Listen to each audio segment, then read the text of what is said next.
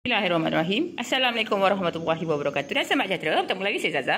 Okay, ini Zaza nak menunjukkan antara makanan yang viral di dalam cerita filem Istanbul Aku Datang. Siapa yang pernah tengok cerita filem Istanbul Aku Datang? Lakonan Beto Kusheri, Lisa Suryani dan Tomo. Okey, mesti tahu tentang makanan ni. Okey, sampai bergaduh-gaduh mereka dalam cerita tu disebabkan makanan ni. Dan akhirnya cinta berpaut apabila si perempuan dapat menjumpai Maggie Hassan Laksani di sana, kerana di sana jarang yang senang untuk orang mendapatkannya.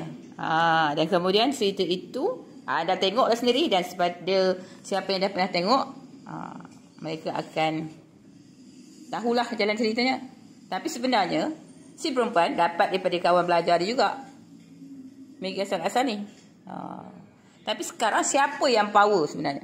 Dan kawannya tu pula dapat daripada stok pelajar di sana yang memang bawa banyak makanan segera ni ke sana. Ada macam-macam perisa. Tapi yang menjadi viral dalam cerita filem Istanbul Aku Datang tu Maggie Hassan Laksani. Apa pun semoga yang baik-baik saja. Dan yang penting, pelakon-pelakon, artis tu semua Zaza dah pernah jumpa. Alhamdulillah. Okeylah, kita jumpa di video selanjutnya. Jangan lupa subscribe, like, share, komen YouTube kami. Okey, tata, doa selalu.